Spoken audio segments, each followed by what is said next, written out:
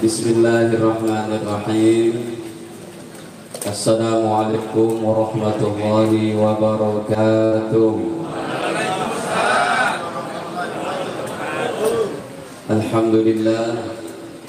Alhamdulillahilladzi waffaqa man syaa'a min 'ibadihi bi afdali ta'at wa qissa bi akmalil kamalat. Ashhadu an la ilaha illallah wahdahu la syarika lah al-muttasif jami'as sifatil kamalat. Wa ashhadu anna sayyidana wa nabiyyana Muhammadan abduhu wa rasuluhu afdalul makhluqat. Sallallahu alaihi wa ala alihi wa sahbihi al-anjamin lirat. Salatan wa salaman daimaini ma damatul ardu was samawat. Amma ba'd. Inna ma'asyaral muslimin wal muslimat, usikum wa nafsi bi taqwallah, faqad fazal muttaqun. Qala Allah ta'ala: ya ayyuhalladzina amanu taqullaha haqqa tuqatih wa la tamutunna illa wa antum muslimun. وقال تعالى: لقد كان لكم في رسول الله أسوة حسنة لمن كان يرجو الله واليوم الآخر وذكر الله كثيرا. Para hadirin hadirat kaum muslimin muslimat, wabil khusus kepada para tokoh masyarakat, para alim ulama. Ini yang saya kenal cuma Mas Aldani aja. Pak Ketua Masjid tadi udah kenal, tapi namanya lupa. Ya, Pak Ketua Masjid kan. Pak RW tadi udah izin ya. Pak RT ada, Pak RT? Ya, Pak RT. Dan segenap undangan jamaah Bapak Ibu sekalian. Bu, udah capek? Belum ya, Bu? Mau berapa jam Bu tausiahnya? 3,5 jam. Kebetulan saya berangkat jam 3, sopir terlambat datang jam 3 subuh, sopirnya kesiangan, jadi saya sendiri agak. Mas Adani bilang, Ustaz paling enggak 1,5 jam, dipotong setengahnya ya. Dan juga yang kami banggakan, ini adik-adik yang main rebananya sampai tidur tuh, ya ngapain dia? Biarin yang itu ya sampai tidur. Terus sama segenap tim MC ini, tadi saya lihat pakaiannya pakaian hitam semua. Ini kayak siap-siap udah mau datang Imam Mahdi ya. Kan Imam Mahdi pakainya hitam, benderanya hitam gitu, sorbannya hitam. Ya adik-adik, masya Allah, adik-adik yang soleh, remaja-remaja insya Allah calon menjadi paling gak Depok 1 lah nanti ya. Hadirin, dengan riungan kayak begini supaya kita nyemangatin kembali beragama. Kita berharap ini nanti 30 tahun ke depan, 40 tahun ke depan, yang jadi RI 1, RI 2 paling enggak semuanya adalah orang-orang yang hafal Quran. Anak-anak yang ngerti sirah Nabi, anak-anak kita yang cinta kepada sunnah Nabi, kan begitu. Dihidupkan dari paguyuban kayak begini. Alhamdulillah Bapak Ibu sekalian yang dirahmati Allah Ta'ala. Sebelumnya marilah senantiasa kita memanjatkan puji dan syukur hanya kepada Allah. Betapa banyak Allah berikan nikmat kepada kita. Ini ibu-ibu yang lagi kipas-kipas Bu. Bu, anginnya ada kan Bu? Itu nimbang nggak Bu?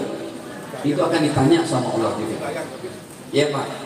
Tadi saya pas datang tuh, kemudian dikasih teh apa? Teh semut tadi. Sama Pak ini siapa? Sarang semut Pak, sarang semut. Sarang semut, ya. Itu saya rasakan kan panas tuh. Waduh, jadi seger lagi badan. Itu pun nikmat dari siapa? Allah. Begitu banyaknya nikmat yang Allah berikan kepada kita.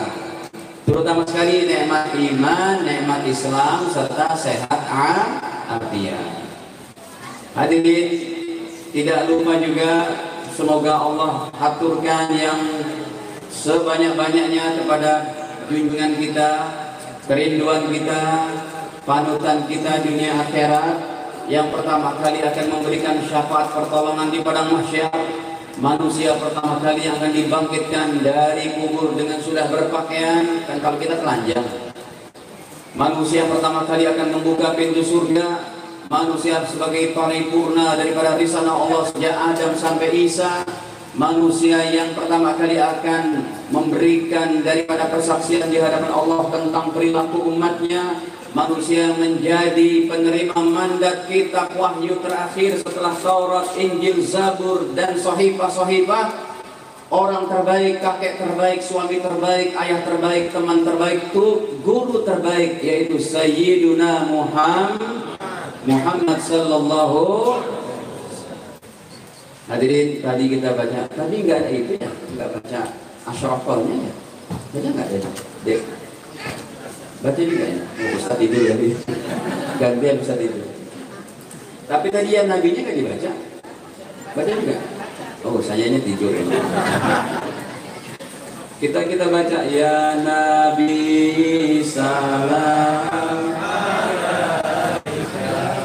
ya Rasul salam, ya Habib salam alaika, salawatullah alaika. Bapak Ibu, ini nggak ringan. Kita baca satu begitu aja sekali disampaikan oleh malaikat kubur baginda Nabi. Sekarang baginda Nabi melihat kita di alam kuburnya. Hadis sahih riwayat Imam Bazzar. Sekali baca salawat kayak begitu, Rasulullah SAW mendengar, Rasulullah hidup di alam kuburnya, Rasulullah menjawab salam kita. Ini bukan majlis ringan nih Bapak Ibu. Insya Allah majlis ini nanti akan menjadi saksi di padang mahsyar. Ya Allah, warga kita pelita apa tadi? Susah banget saya nggak paham. Nanti ya karena saya ngajar di Garuda, salah nyebut Garuda gitu. Ya, kebetulan kita ngajar di Garuda dan sejak Garuda masih ada bangunan itu sampai dibeli sama BUMN kita masih ngajar di situ. Garuda juga pergi kita masih ngajar di situ. Sekarang di kantornya Pak Erick Thohir.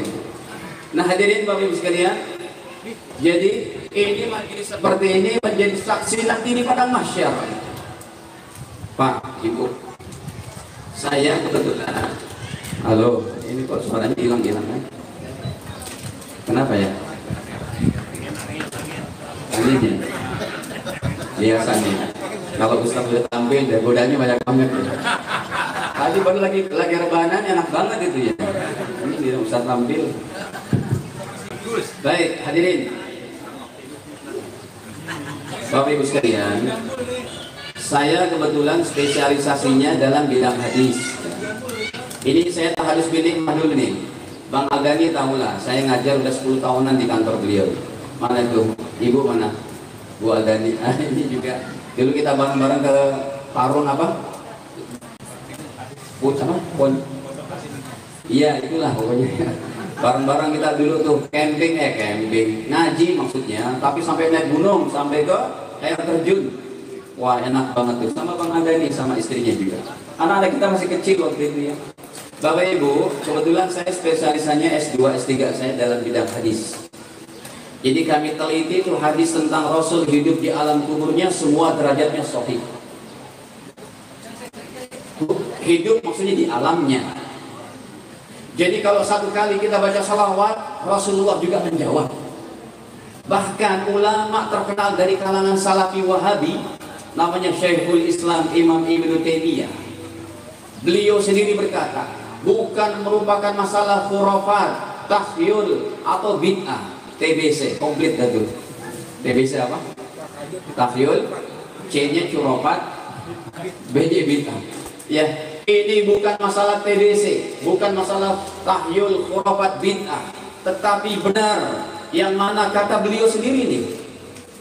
Siapa yang datang ke kubur Nabi atau kalau jauh kan kita nggak mendengar Nabi menjawab. Tapi siapa yang datang ke Raudhah? Nih semoga Bapak Ibu yang belum umrah diumrahkan oleh Allah. Yang belum haji dimudahkan oleh Allah. Tapi saya rasa semuanya kayaknya udah umroh nih. karena saya lihat rumahnya minimalis semua. Dari ujung sana ke sini rata-rata minimalis ini. Mungkin apa? Borongannya sama kali. Bapak Ibu, jadi hadis tentang Rasul menjawab dan dikembalikan rohnya ketika ada yang mengucapkan salam, itu riwayat Imam Abu Daud. Derajatnya sahih. Kata baginda, "Ma min muslimin yusallim alayya." Siapa dari umatku satu orang aja yang mengucapkan salawat kepada aku, illa raddallahu alayya ruhi. Pasti Allah kembalikan nyawaku di kuburku untuk li'arudda alaihi salam, supaya saya jawab ucapan salam dan salawatnya. Ini gak ringan kayak gitu, pembacaan kayak begini gak ringan. Tapi Ustaz pakai gendang, pakai ini, hadis sahih riwayat Imam Tirmidzi. Kata Nabi, a'linun nikah fil masajid wadribu 'alaiha bid-dumub. Silakan nikahkan putra putri kalian di masjid dan juga pukul rebana karena hari berbahagia. Ini hari berbahagia. Kalau nikah aja nggak lebih hebat dari lahirnya Nabi, emang pernikahan bisa nolong kita Pak di padang mahsyar? Apalagi ketika kita mengingat hari kelahiran baginda yang pasti akan bisa nolong kita di padang mahsyar. Boleh, apalagi ini di luar. Di dalam aja boleh. Ini kalau yang ngajinya kurang-kurang akan sensitif tuh. Makanya Bapak Ibu, saya ingetin ngaji itu yang dalam. Kalau ngaji udah dalam, pakailah filosofis padi. Jangan pakai filosofis kangkung. Memang kangkung ya filosofis. Filosofis padi apa? Makin berisi makin. Baik, kembali Bapak Ibu. Kata Syekhul Islam Imam Ibnu Taimiyah, apabila satu orang datang ke kubur Nabi, kemudian dia ucapkan salam kepada Nabi, bukan perkara yang khurafat, bid'ah atau tahyul. Bisa ada jawaban salam dari kubur baginda Nabi Muhammad SAW. Terutama bagi orang yang hatinya bersih, yang amalannya kuat, yang tahajud nggak tinggal, baca Quran minimal 1 juz sehari, yang nggak pernah tinggal baca sholawat minimal 1000 kepada Nabi. Itu para ulama-ulama saleh dan wali-wali Allah kalau ke kubur Nabi, assalamualaikum ya Rasulullah, assalamualaikum ya Habibullah, assalamualaikum ya Jaddal Hasan wal Husain, assalamualaikum ya Aba Fatimah, assalamualaikum ya Sayyidina Abu Bakar wa Utsman wa Ali, assalamualaikum ya asyraful khalaiq ajma'in, assalamualaikum ya aman asra man unzila alaikal Quran, assalamualaikum ya imamal muttaqin, assalamualaikum ya qudwatal mujahidin, assalamualaikum ya raisal anbiya wal mursalin. Kata para ulama, bisa jadi kita langsung dengar ucapan salam Nabi dekat kubur. Tapi itu perlu kekuatan rohani. Julid aja nggak boleh Bu sama tetangga Bu. Julid aja itu udah nggak bisa dengar kayak gitu-gituan. Beli mobil baru lah gitu. Dari mana duitnya? Udah nggak boleh. Itu udah merupakan cikal bakal hati yang nggak baik. Bu, masih hidup Bu. Hadirin, saya pernah tuh praktekin. Ini kan kita baca dalam kitabnya, ya, dalam hadis yang sahihnya, riwayat Imam Abu Daud, riwayat Imam Baihaqi, riwayat Imam Tirmidzi. Kalau Nabi kita ucapkan salam, beliau menjawab. Ketika, alhamdulillah kita sering banget pergi umroh, bukan banyak duit Bapak Ibu, tapi apa? Jadi gaet, jadi mutawif. Nah, udah gitu pas saya dekat dengan Raudhah, saya ucapin sebanyak-banyaknya tuh. Makanya Bapak Ibu kalau udah dekat kuburan Nabi, nanti Anda ketika umroh, ziarah Masjid Nabawi, ziarah kubur Rasul, ucapin jangan cuma sekali.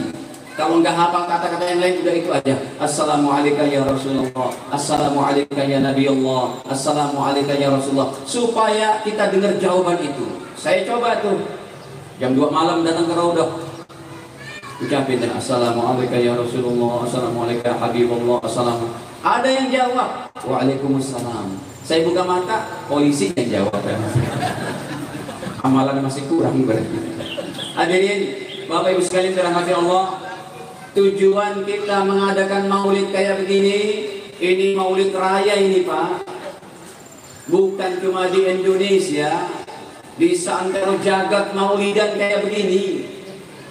Di Mekah Mukarramah maulidan di tempatnya Sayyid Muhammad Alwi Al-Maliki, guru besar ulama Indonesia. Di Madinah ada maulidan di tempatnya Habib Zaid bin Smith, termasuk salah seorang Habib guru besar Indonesia, ulama di Indonesia. Di Maroko maulidan, di Libanon maulidan, di Palestina maulidan, di UAE, di Emirat, di Dubai, yang menjadi center kayak Eropanya negeri Arab, itu maulidan. Di istana kerajaannya, di Qatar maulidan, di mana-mana maulidan. Kenapa? Bersuka cita akan kelahiran Nabi Muhammad. Tadi Pak Ketua Masjid tuh, saya ingat beliau menyampaikan tuh, wa ma arsalnaka illa rahmatan lil alamin. Surat apa itu? Yang paling gampang surat Quran, Ustaz. Yang paling gampang itu surat Al-Anbiya ayat 107. Wa ma arsalnaka illa rahmatan lil alamin. Kata Allah, kami tidak mengutus Nabi kecuali rahmat bagi seluruh alam. Jadi Nabi Muhammad bukan rahmat cuma untuk orang Islam. Ini rahmat untuk matahari, bulan, bintang, air, udara, bebatuan. Rahmat untuk ikan-ikan dan semua makhluk yang ada di lautan. Rahmat untuk seluruh daripada pepohonan. Rahmat untuk daripada udara, airnya, segenap seluruh manusia, bahkan non-muslimnya. Nabi juga merupakan rahmat. Hadirin, kenapa Allah turunkan surat At-Taubah ayat 80-84?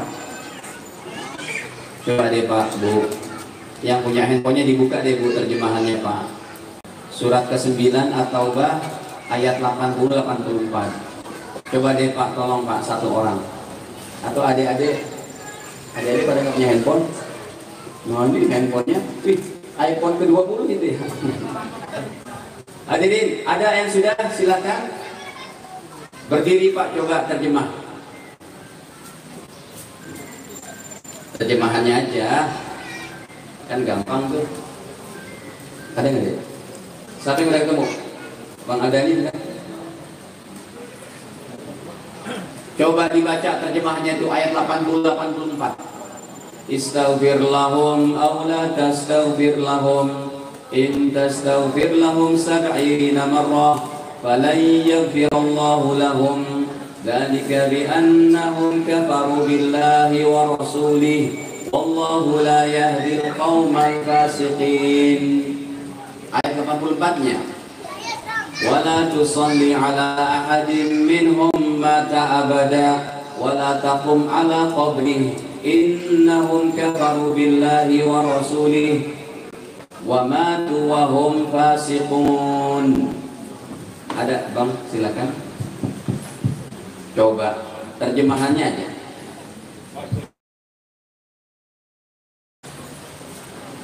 Engkau Muhammad memohonkan ampunan. Ulang.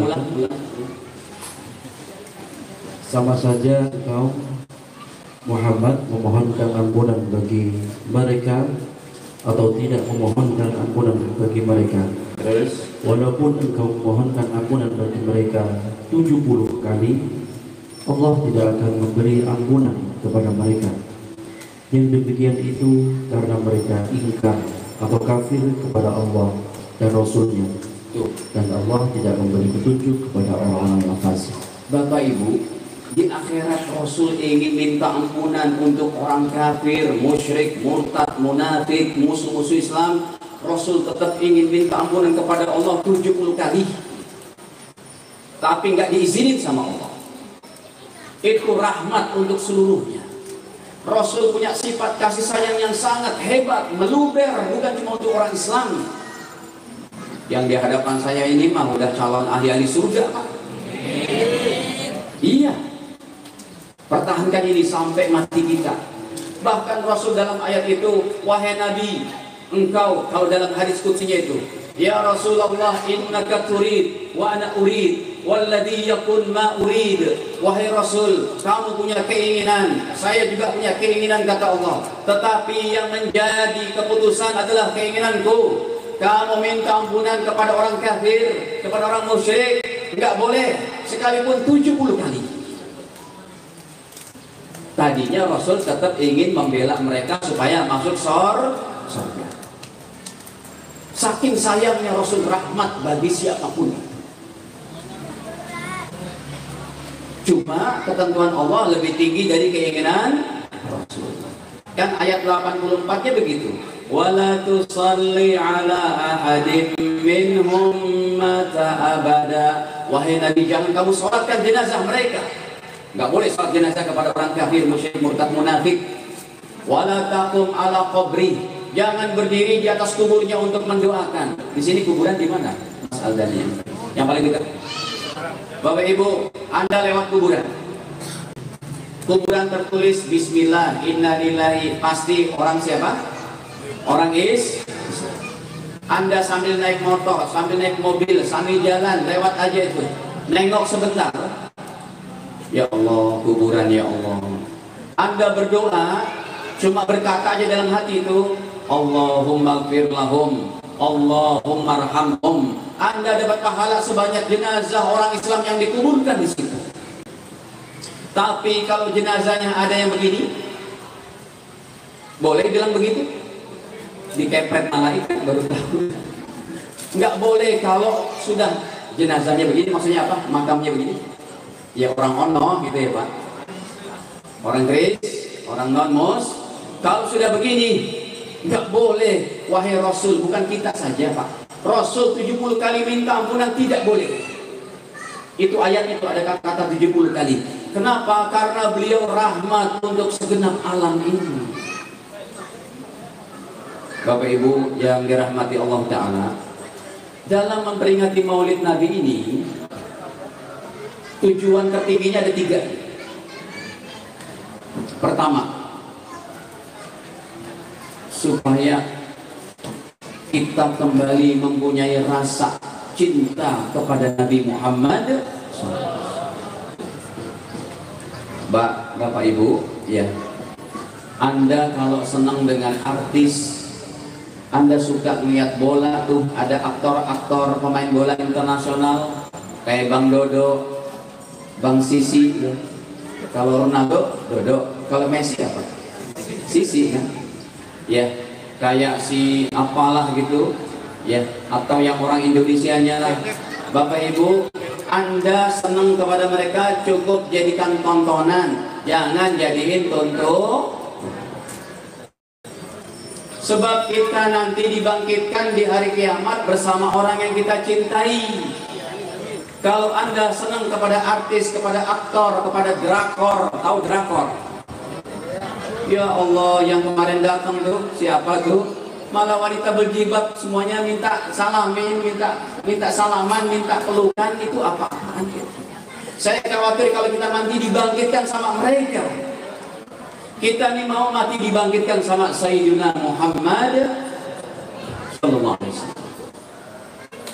Cintai Nabi, ikuti Nabi.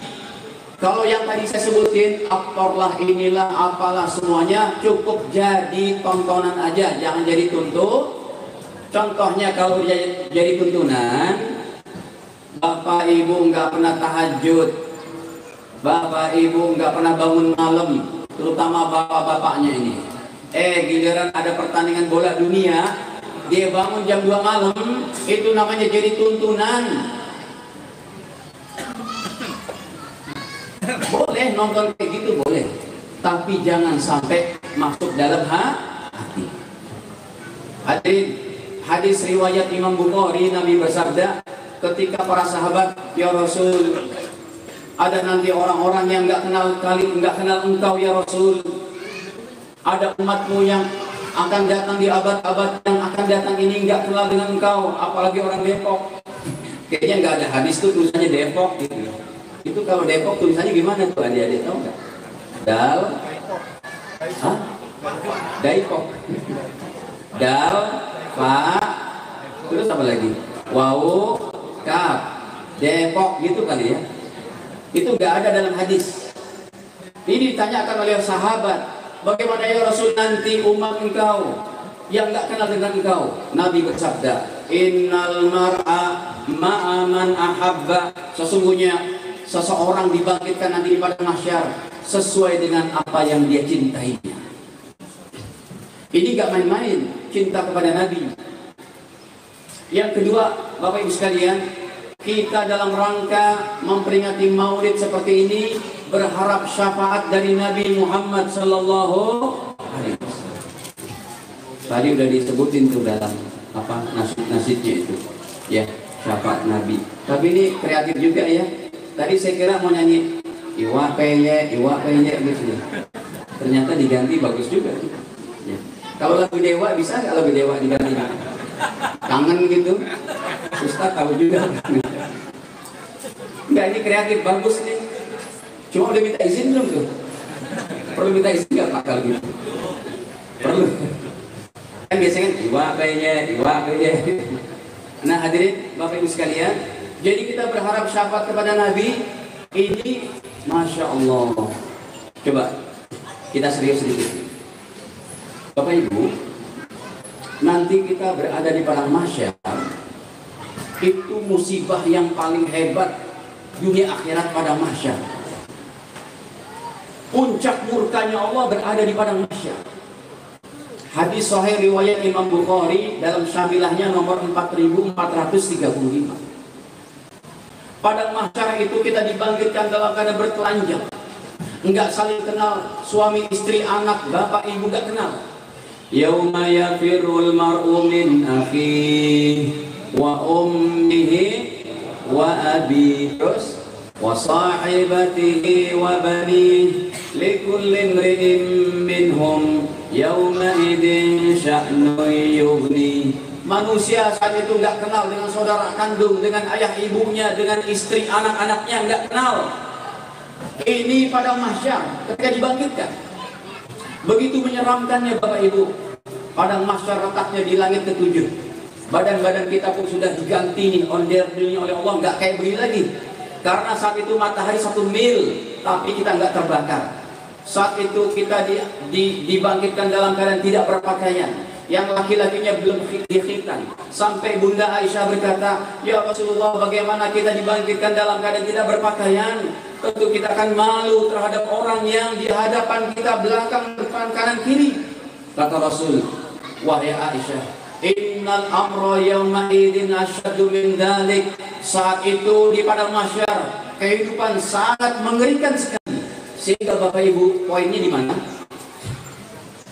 Kalau ada musibah, ya kita gampang angkat tangan Pak. Di dunia ini ada musibah, langsung ingat kepada Allah. Ya Allah, Bapak Ibu, saya pernah berdakwah ke Pulau Masalembo. Ada orang Masalembo kali Pak? Enggak ada. Orang Pulau Masalembo itu di antara Pulau Jawa menuju Kalimantan. Saya pernah berdakwah di sana sebulan. Jadi kita berangkat dari Tanjung Perak, naik kapal itu. Passengernya itu ada 200 orang, tetapi pelampungnya cuma 90. Penumpang berapa? Pelampung cuma 90. Akhirnya rebutan tuh, karena pas di tengah laut ombaknya besar banget, udah kapal hampir oleng begitu. Semua pada teriak, ya Allah, astagfirullah, la ilaha illallah. Pada rebutan ngambil apa tuh? Pelampung. Udah gitu saya udah dapat pelampung tuh. Ada ibu-ibu minta, Dek, tolong dong Dek, saya nggak dapat pelampung. Ya udah Bu, pakai deh Bu. Tapi karena di tas saya ada bantal tiup, saya ambil, saya tiup bantal aja tuh. Terus saya pegang begini. Ada yang bilang, Mas, kenapa kok pegang bantal aja? Enggak sih, iseng-iseng aja. Padahal kalau kapalnya karam, paling enggak kita ada pegangan apa? Bantal tiup. Itu semua pada teriak, pada menyebut nama Allah. Astagfirullah, astagfirullah, ya Allah, tolong ya Allah, tolong. Pada ingat Allah semuanya. Di padang mahsyar nggak bisa seperti itu. Di padang mahsyar tidak bisa Bapak Ibu. Kenapa? Di padang mahsyar keadaan kita sangat ketakutan. Saat itu kita hanya memerlukan perantara. Sebagaimana Allah katakan dalam surat Al-Maidah ayat 35. Ya ayyuhalladzina amanu taqullah. Wahai orang beriman, takwalah kalian kepada Allah. Wabtaghu ilaihil wasilah. Carilah perantara. Nanti di perantara yang paling mutlaknya kita perlukan untuk selamat dari murka Allah, yaitu perantara para nabi di padang mahsyar. Hadirin, semuanya ketakutan di padang mahsyar. Iman amal soleh kita sangat menentukan saat itu. yang nggak sholat, yang nggak puasa, yang nggak bikin, itu tenggelam dengan keringatnya sendiri. Ada keringatnya setumitnya, sebetisnya, keringatnya selutut, sedadanya, menenggelamkan dirinya. Dalam keadaan begitu, kita nggak bisa angkat tangan seperti di dunia yang tadi saya ceritakan di lautan Masa Lembo. Ya Allah tolong, nggak bisa. Pandangan tertunduk malu karena beban dosa-dosa kita. Bapak Ibu sekalian, akhirnya kita hanya bisa minta pertolongan kepada para nabi-nabi. Coba Bapak Ibu, masih hafal nggak 25 nabi? Bu, Pak, ada yang hafal Pak? Nih kalau Bapak-Bapak ada yang hafal 25 nabi, berdiri, saya hadiah sepeda ya. Kayak si Anu jadi. Ada yang bisa Pak? Yang adik-adiknya nih, adik-adik mah mungkin masih hafal ya deh. Adik-adik hafal nggak? 25 nabi, tuh kan hafal dia. Untung Ustadz nggak bilang ke adik-adik. Bapak Ibu, 25 udah tutup sayembara, tutup. Masalahnya saya bukan handphone, tinggal googling aja tuh 25 nabi gitu ya. Bapak Ibu, 25 nabi itu ya, coba kita baca. Adam, Idris, Nuh, Hud, Saleh, Ibrahim, Lut, Ismail, Ishak, Yakub, Yusuf, Ayub, Syuaib, Musa, Harun, Dzulkifli, Daud, Sulaiman, Ilyas, Ilyasa, Yunus, Zakaria, Yahya, Isa, wal akhiru Fatimul Anbiya, Muhammad al-Mustafa. Ini hadisnya dalam Sahih Bukhari Muslim. 25 nabi pun kita datangi semuanya angkat tangan. Kurang apa Nabi Saleh? Kurang apa Nabi Sulaiman dalam ketaatannya? Kurang apa Nabi Zakaria, Nabi Yahya dan sebagainya? Semua tenggelam dalam takutnya juga di padang mahsyar. Yang disebutkan oleh Nabi Muhammad SAW cuma 5 orang aja dalam hadisnya. Akhirnya semua manusia datang pertama kali ke Sayyidina Adam. Wahai baginda Adam, tolong kami. Lihat Bapak Ibu, kita nggak bisa langsung minta pertolongan kepada Allah. Cari wasilah, cari perantara, bertawassul di padang mahsyar. Wahai Nabi Adam, tolong kami. Wahai Nabi Adam, tidaklah engkau melihat Allah tara, begitu dalam bahasa hadisnya, Allah tara halana, tidaklah engkau melihat keadaan kami. Isfa'lana ila rabbik. Wahai Nabi Adam, minta akan kepada Allah supaya dipercepat keadaan kita di padang mahsyar. Bapak Ibu, satu hari di sana, di sini berapa tahun? 50.000 tahun. Baca surat Al-Ma'arij 1-4. Bapak Ibu di sini ada yang hafal Quran? Mas Agani hafal Quran? Siapa yang hafal Quran? Sudah 30 juz? Sudah mungkin? Ya? Belum? Alhamdulillah tiap tahun di pesantren yang saya asuh, yang santri kami baru 70 sih, tapi tiap tahun alhamdulillah ada yang selesai 30 juz. Cuma kalau di tempat lain kan mondok itu biasanya mereka hafal 30 juz, itu juz pertama hafal, tinggal setoran aja, nggak diulang-ulang. Kalau saya wajibkan, kalau sudah 5 juz wajib nyetor dari juz pertama sampai ke 5. Nanti baru boleh menghafal juz ke-6. Nanti juz 6 sampai ke 10 sudah hafal, setor dulu 6 sampai 10. 6 sampai 10 selesai, setor dulu kemudian 1 sampai 10. Kalau 1 sampai 10 sudah selesai mungkin, baru boleh nambah juz ke-11. Juz 11 sampai 15 sudah hafal, begitu lagi. Nanti sebelum nambah juz 16, ulang lagi dari juz 1 sampai 15. Kalau udah selesai, baru nambah juz 16 sampai 20. Udah 16-20 selesai, setor 5 juz, ulang lagi 1 sampai 20. Terakhir ujiannya itu baca 30 juz sekali duduk simaan tubrok. Gitu. Jadi apa hafalannya mungkin? Ya. Ini kenapa kita ke sana? Kenapa kita? Oh ya, surat Al-Ma'arij ya. Bapak Ibu, dalam surat Al-Ma'arij ayat keempat itu Allah ceritakan ya, sa'ala sa'ilun bi'adabi wafi' lil kafirina laisa lahu dafi'. Apa lagi? Dzil Ma'arij apa? Ta'rujul malaikatu warruhu ilaihi fi yaumin kana miqdaruhu khamsina alfasana. Yang malaikat aja itu berangkat ke sana, diantaranya mereka naik jaraknya itu satu hari di sana 50.000 tahun di sini. Kehidupan yang sangat panjang. Akhirnya dalam hadis diceritakan kita semuanya udah nggak bisa gitu, nggak bisa untuk angkat tangan gini gitu. Datang ke Nabi Adam, kata Nabi Adam, maaf anak cucuku, saya punya beban, saya malu kepada Allah, saya tidak bisa berikan syafaat pertolongan saat ini.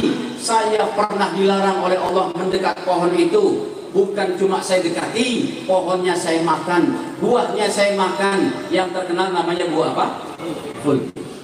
Itu dalam Al-Baqarah ayat 35 ada kan? Wala taqraba hadhihi syajarah fatakuna minadh dhalimin. Wahai Nabi Adam, jangan kamu dekati ini sama istrimu, jangan dekati pohon ini. Bukan cuma saya dekati kata Nabi Adam, tapi saya makan, saya berdosa saat itu di surga. Ini yang menjadi beban saya.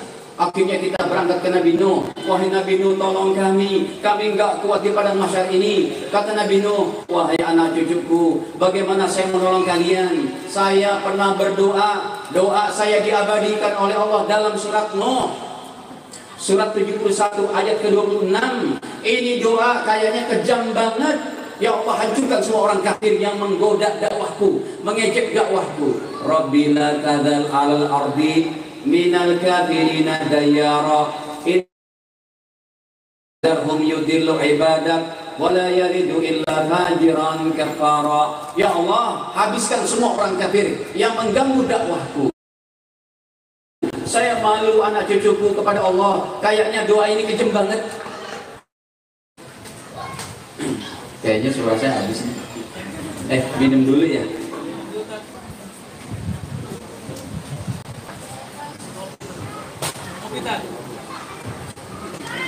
Saya nggak mau kopi hitam Pak, espresso ada.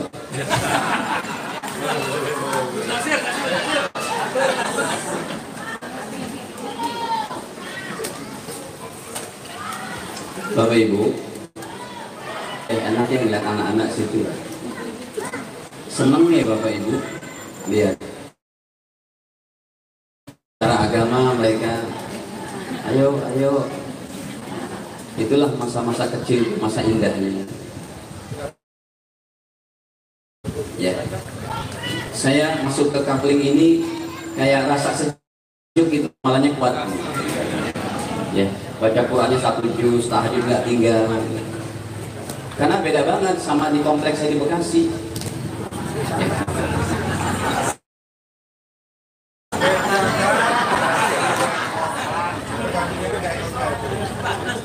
Padahal komplek kita itu komplek mewah, mepet sawah. Depoknya, apa saya pindah ke sini aja gitu ya. Tapi pesantren kita di sana gitu ya. Nah, Bapak Ibu, jadi Nabi Nuh menyampaikan uzurnya, saya tidak mampu. Akhirnya kita berangkat ke Nabi Ibrahim. Ya Allah, Sayyidina Ibrahim, ingat, satu-satunya nabi yang namanya disebut sama bapak ibu sehari semalam 5 kali minimal. Betul nggak? Nabi Ibrahim nih, dari 25 nabi yang tadi kita sebutkan, Nabi Ibrahim saja satu-satunya nama yang kita sebutin minimal 5 kali sehari. Dalam tahiyat Ibrahimiyah, sholawat Ibrahim. Kita berharap baginda Ibrahim bisa nolong kita di padang mahsyar. Wahai Nabi Ibrahim, tolong kami udah gak kuat banget. Kata Sayyidina Ibrahim, wahai anak cucuku, mohon maaf, saya tidak punya hak syafaat. Saya tidak bisa memberikan pertolongan kepada kalian. Kenapa? Saya punya beban, punya dosa, punya udzur kepada Allah, yaitu saya pernah berbohong 3 kali. Nabi Ibrahim umurnya 100-an tahun, bohongnya 3 kali. Kita umurnya berapa? Bohongnya berapa kali? Hah? Sehari tapi 2 periode. Bapak Ibu, Nabi Ibrahim bohongnya 3 kali. Pertama, istrinya Bunda Sarah yang sangat cantik ditanya oleh seorang raja, ini siapa? Beliau tidak jawab, she is my wife, tapi beliau jawab, ini she is my sister. Ini adalah saudariku. Itu bohong pertama kali Nabi Ibrahim. Tapi sebenarnya bukan bohong betul-betul. Karena ini tujuannya supaya selamat daripada kezaliman raja yang zalim saat itu. Beliau tidak katakan she is my wife, ini bukan istriku. Ini bukan istriku tapi ini saudariku. Beliau berkata begitu. Itu bohong pertama. Yang kedua adalah ketika Nabi Ibrahim diminta keluar kampung sama kaumnya, beliau berkata, ini sakim, saya sakit, padahal tidak sakit.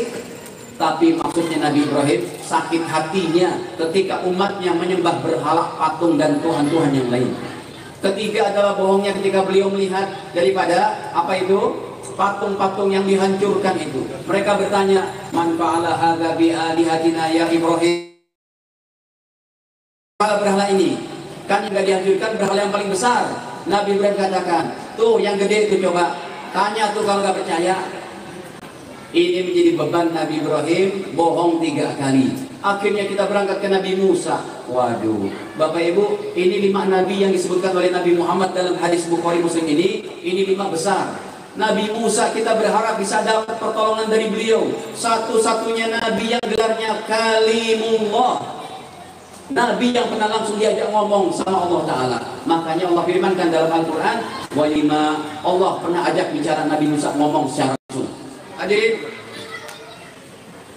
Nabi Musa berkata, wahai anak cucuku, wahai umat manusia, mohon maaf saya nggak bisa berikan pertolongan. Kenapa wahai Nabi Musa? Tangan kanan ini pernah ninju seorang anak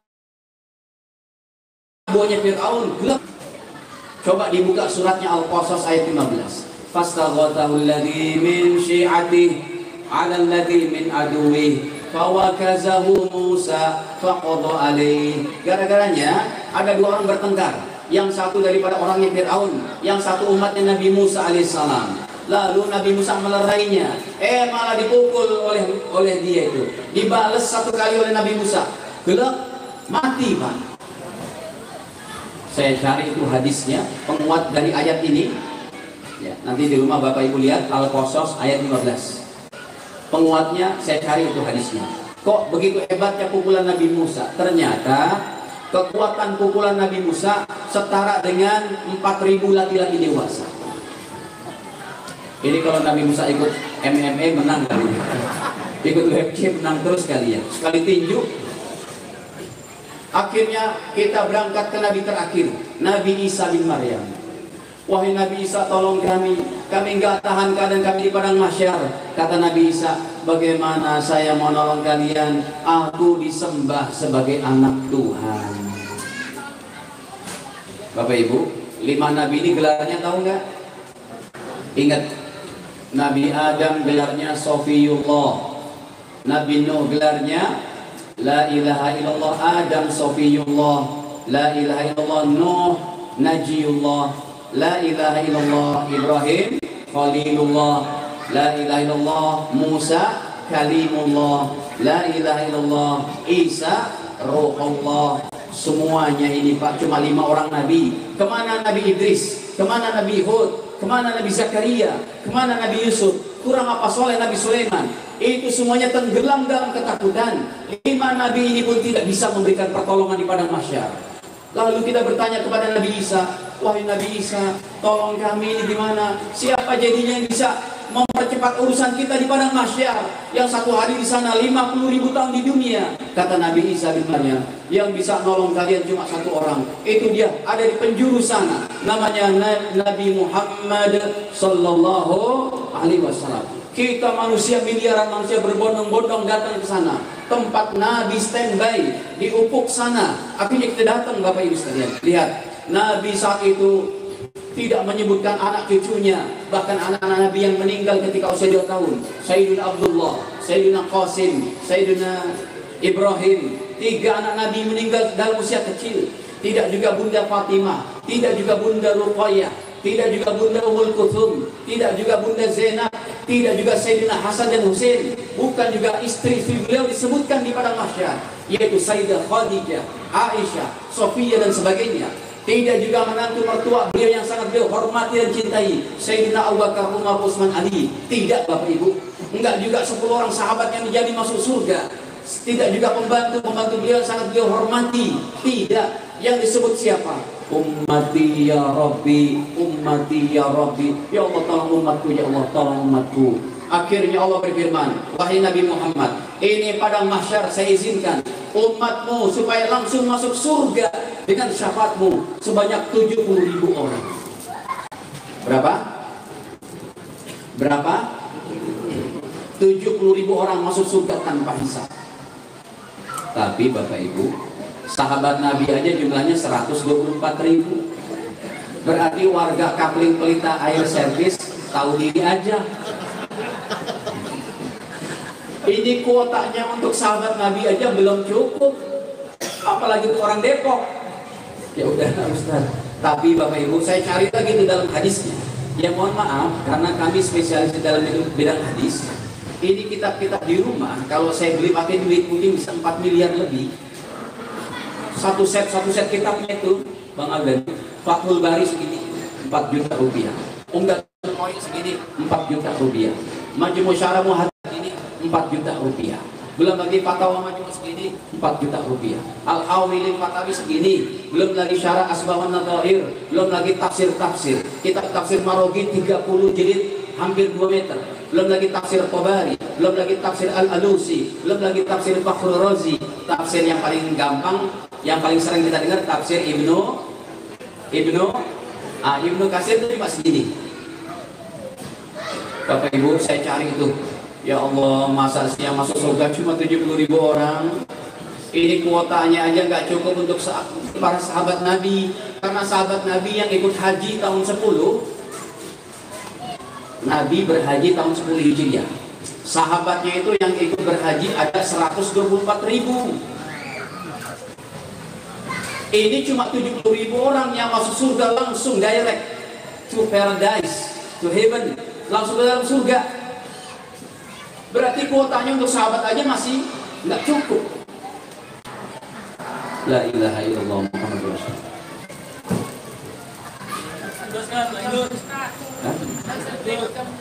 Apa?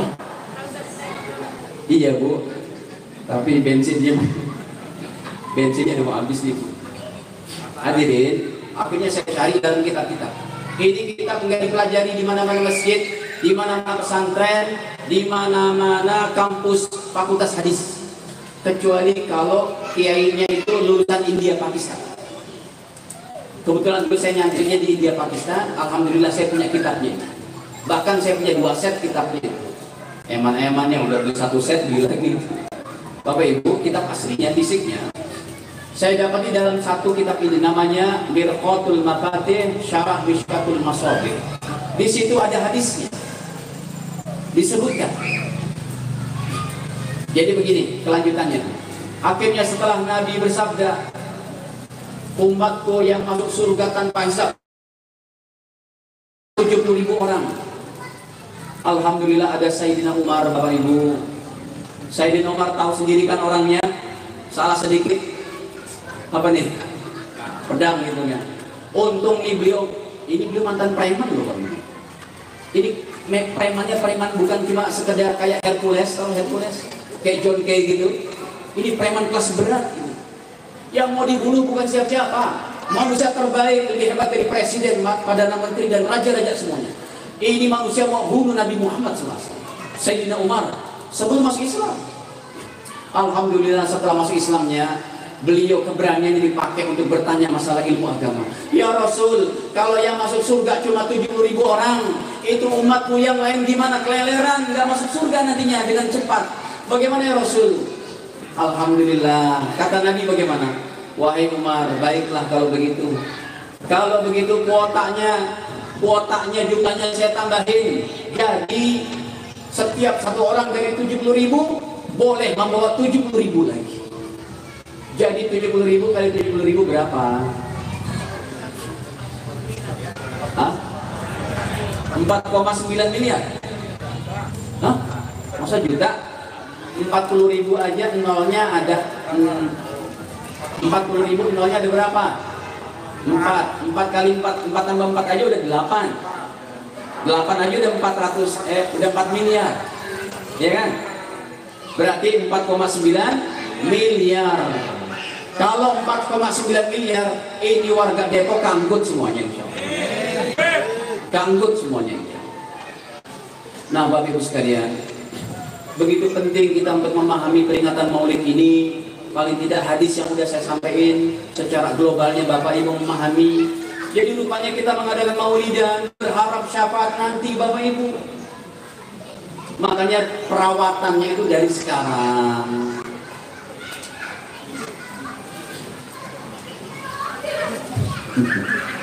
Suara anak-anak enak banget.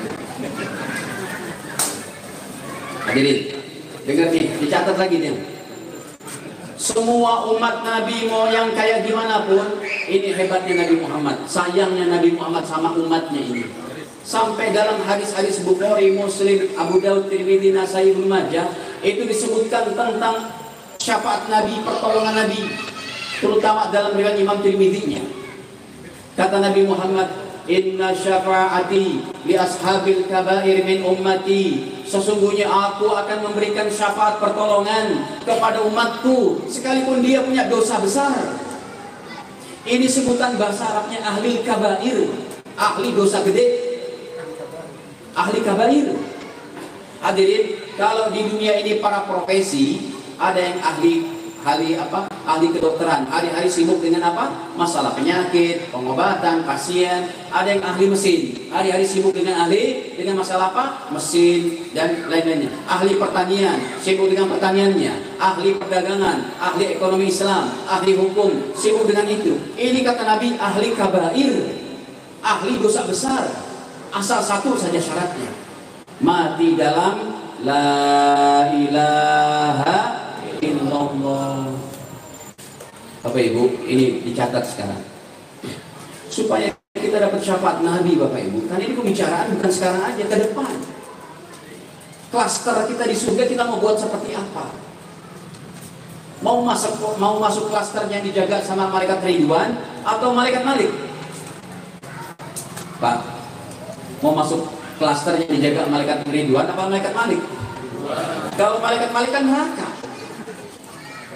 Makanya kita harus jaga iman Islam kita, anak cucu kita, keluarga kita, masyarakat kita, supaya jangan mati dalam 4 macam.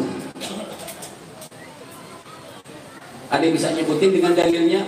Betul, saya kasih sepeda baru. Susah ya pertanyaannya. Bu, ada yang bisa Bu nyebutin?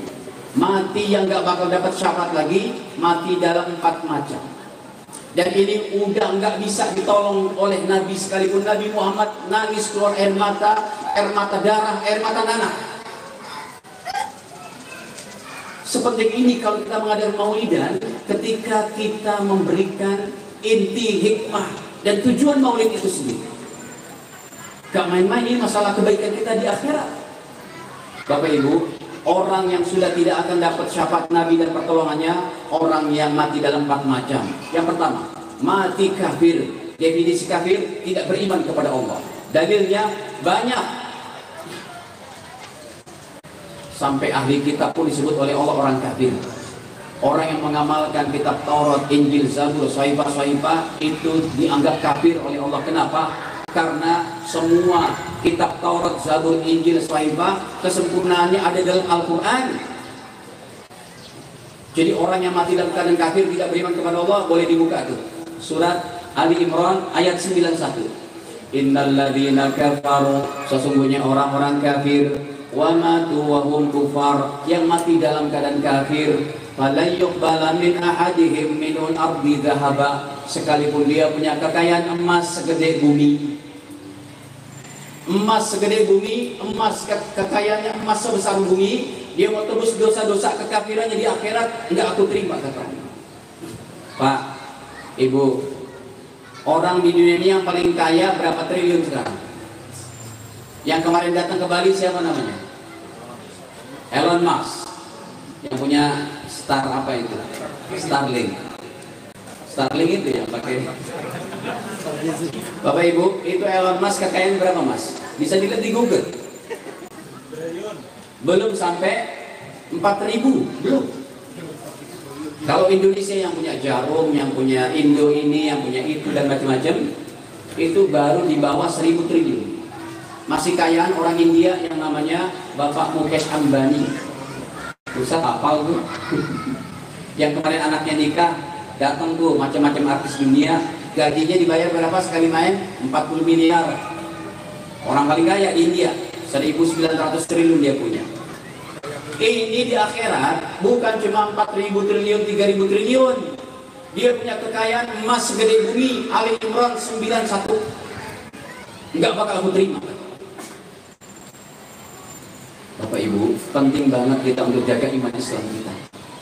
Nih Bu, Pak, yang kedua coba dengar. Mati dalam keadaan murtad. Udah pernah dengar dia diberikan hadiah terbesar oleh Allah Islamnya, dia murtad. Ini udah gak dapat syafaat Nabi di akhirat. Bu, kalau anak gadis Anda dilamar Ibu, orangnya begini. Tapi mas kawinnya rumah di Pondok Indah udah siap, mas kawinnya Mercy E-Class terbaru yang 4,5 M. Diterima nggak kira-kira Bu? Terima nggak Bu? Di sini enggak, kalau di sono? Jangan. Nggak apa-apa ya Ustadz. Anak saya kan nanti suaminya aja gajinya sebulan aja 2,5 miliar Ustadz. Komisaris Anu, nggak boleh Bapak Ibu. Anak kita jangan nikah sama orang yang membuat dia jadi murtad. Nih dalilnya. Dibuka Al-Baqarah 217. Allah berfirman, kita ambil baca dari bawahnya, pertengahannya tuh. Wa may yartadid minkum an dinihi. Siapa orangnya yang murtad dari agama Islam, fayamut wa huwa kafir. Kalau mati maka mati dalam keadaan kafir. Faulaika habitat a'maluhum fid dunya wal akhirah. Itulah mereka orangnya yang amalnya habis dunia akhirat. Wa ulaika ashabun nar, dan mereka penduduk neraka. Hum fiha khalidun, kekal di dalamnya. Enggak bisa lagi dapat syafaat Nabi. Yang ketiga, mati dalam keadaan musyrik. An-Nisa 45, An-Nisa 48. Innallaha la yaghfiru ayyushraka bih. Sesungguhnya Allah tidak mengampuni dosa yang namanya syirik. Wa yaghfiru ma duna dzalik liman yasha. Allah mengampuni dosa selain itu. Syirik enggak diampuni. Kalau murtad definisinya keluar dari Islam. Kalau musyrik adalah syirik orang yang menduakan ketuhanan siapa? Allah. Yang ketiga Bapak Ibu, yang keempat, orang yang mati dalam keadaan munafik. Ini yang lebih berat. Munafik akidah ini lebih berat. Apa definisinya? Mengaku muslim tetapi batinnya kafir. Ini Allah tempatkan nerakanya paling bawah. Yang tiga pertama tadi, mati kafir, murtad, musyrik, itu memang masuk neraka. Tapi yang nomor 4 Allah sebutkan dalam An-Nisa 145. An-Nisa 145, nerakanya paling bawah. Innal munafiqin fidarkil asfali minan nar. Sesungguhnya orang-orang munafik berada pada neraka paling bawah. Walan tajida lahum nasira. Tidak ada satu orang pun bisa memberikan syafaat termasuk Nabi Muhammad. Nah hadirin Bapak Ibu sekalian, ini orang munafik paling besar dosanya. Kenapa? Dia ngaku muslim padahal hatinya apa? Kafir. Ya, orang munafik ini berarti seperti apa? Musang berbulu domba, menusuk dari belakang, menggunting dalam, musuh dalam, biskuit kongguan dalamnya, rengginang pun munafik. Bu, ingat Bu, ibu habis beli biskuit kongguan gitu ya. Sebab saya ada tuh sekali waktu saya udah ngajar di masjid habis Isya. Sebelum pulang kata bapak pengurus, Pak Ustadz mampir dulu dong ke rumah. Iya Pak, ayo. Kita disediain tuh ada teh manis, ada kongguan, ada ini itu. Saya udah lama nih gak ketemu biskuit kongguan. Dalam hati, saya mau ambil itu ada sandwichnya, ada kue wafernya kan lembut tuh. Pas saya buka, ya rengginang. Ini biskuit munafik namanya. Bapak Ibu, ingat.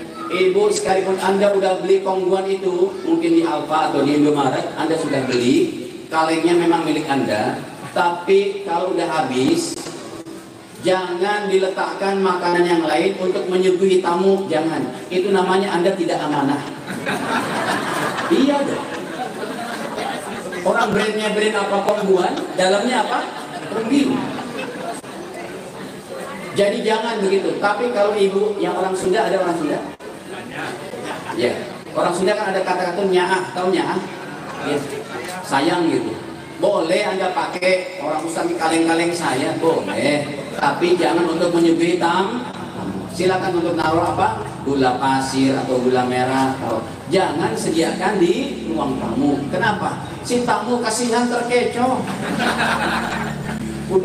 Udah air liurnya tuh ditahan untuk ngambil apa? Wah, baru ternyata ya rengginang mah banyak di kita. Bapak Ibu, ini 4 macam ini ya, naudzubillah jamsab. Nah, ini udah 2 ya. Jadi hikmah kita maulid adalah pertama memupuk supaya rasa cinta kita bertambah pada Nabi. Yang kedua berharap syafaat. Ini yang terakhir. Nah, Bapak Ibu, yang terakhir adalah contohlah kehidupan Nabi dalam 24 jam. Nabi nggak pernah tinggal sholat tahajud. Nabi tidak pernah tinggal sholat berjamaah. Nabi tidak pernah berkata kasar. Nabi tidak pernah berbohong. Nabi tidak pernah ngutang nggak bayar. Bapak Ibu, dalam hadis Sahih Bukhari, Nabi pernah berhutang sama sahabat Abdullah bin Mas'ud. Beliau datang, Assalamualaikum, ya Rasul, ada apa ya Rasul? Ini wahai Abdullah, saya bayar hutangnya. Udah nggak usah ya Rasul, enggak, saya bayar nih berapa dinar. Udah dibayar, katakanlah 5 dinar nih. Terus kata Rasul, wahai Abdullah bin Mas'ud, ini hadiah untuk kamu, saya tambahin. Itu akhlak Nabi SAW. Bapak Ibu, yang ketiga ini adalah kehidupan kita 24 jam. Baik itu ibadah, baik muamalah, baik dalam keluarga, baik di kantor, di jalan raya, di mana-mana. Jadikanlah akhlak Nabi, karena akhlak beliau adalah akhlak yang membawa kenyamanan, akhlak yang menjadi sebab hidayah, akhlak yang membuat orang lain jadi senang dengan Islam, akhlak yang menjadikan orang lain masuk Islam. Ini adalah akhlak baginda Nabi Sallallahu Alaihi Wasallam. Sholat jamaah jadi kencengin di masjid kita, ngaji Quran jadi kencengin, bersolawatnya jangan tinggal minimal 1000. Pak, kita yang udah umur kayak begini Bu, minimal sehari bersolawat jangan kurang dari 1000. Nih saya ijazahin deh, minimal 1000 dibaca yang paling ringkas aja. Sholawat Jibril Sallallahu Ala Muhammad. Insya Allah kalau Anda istiqomah sehari baca 1000, hajat yang Anda inginkan insya Allah dimudahkan oleh Allah. Itu hadisnya riwayat Imam Baihaqi. Kata Nabi, kamu baca sholawat lebih banyak lagi kepada aku, hajatmu ditunaikan oleh Allah, dosamu diampuni. Jadi gak salah tuh. Saya ketemu nih sama anak-anak Menteng, anak-anak Pondok Indah. Kebetulan saya ngajar di sana, di Masjid Al-Hakim di Taman Menteng itu. Kajian hadis kita udah 15 tahunan di sana. Nah, jadi ketika kita khutbah Jumat di sana, itu rata-rata anak mudanya yang parkir di sana mobilnya apa? Ferrari Spider yang terbaru tuh 90M, tahu juga, yang harganya 15M, Lambo, mereka parkir di situ, Porsche dan macam-macamnya, Porsche ya. Nah hadirin Bapak Ibu sekalian, itu saya lihat anak-anak di sana itu, atau para artis lah, ketika mereka melihat supercar kayak begitu, mereka bilang yang penting kita sholawatin dulu. Pernah dengar itu? Kita sholawatin. Sebenarnya itu candaan tapi pakai dalil. Karena hajat kita bisa ditunaikan dengan memperbanyak baca sholat. Nah, jadi Bapak Ibu, akhlak Nabi ini 24 jam yang harus kita contoh. Kita bagi dari ibadah dan muamalah. Jadi untuk ibadah yang pertama tadi, sholat berjamaah jangan tinggal. Kalau ibu-ibunya sholatnya 5 waktu di awal waktu. Ibu-ibu sih nggak mesti ke masjid, tapi kalau masjid silakan. Cuma yang paling utama bapak-bapaknya, jangan sampai nggak sholat di masjid. Rumah kita mau dibakar sama Nabi kalau nggak sholat di masjid. Kemudian jaga sholat tahajud. Baca Quran minimal 1 juz. Kalau 1 juz nggak bisa, setengah juz. Setengah juz nggak bisa, 1/4 juz. 1/4 juz nggak bisa, 1/8 juz berapa? 1/8 juz 1 lembar berarti. Ya, demikian juga dalam muamalahnya, carilah harta yang halal. Karena ini kita akan memberikan nafkah kepada anak istri. Tidak boleh harta diambil daripada sogok menyogok, curi mencuri, korupsi, prostitusi, perdukunan, dari ribawi, dari menjual benda-benda yang diharamkan, narkoba, miras, dari dari perkara-perkara yang dilarang oleh Allah Ta'ala. jual beli patung, jual beli lukisan manusia sempurna, ini pun wajib untuk kita ikuti. Karena ibadah kita ini bukan cuma sholat, puasa, zakat saja, tapi mencari harta. Di situ juga ada contoh Nabi, ada akhlak Nabi Shallallahu Alaihi Wasallam. Saya rasa ini saja. Semoga Allah Taala mudahkan kita ya untuk mengamalkannya, untuk tambah cinta kepada Nabi, dan di akhirat nanti mudah-mudahan kita dikumpulkan bersama Nabi Muhammad SAW, diberikan syafaat oleh beliau, dan bareng-bareng kita masuk surga. Amin ya rabbal alamin. Cukup Mas Adi. Doanya yang lain aja, Ustadz yang lain. Ini Habib nih, wajahnya kayak Habib nih. Habib siapa ini? Cukup ya. Hadanallahu wa iyyakum jami'an. Kurang dimakan. Wassalamualaikum warahmatullahi wabarakatuh.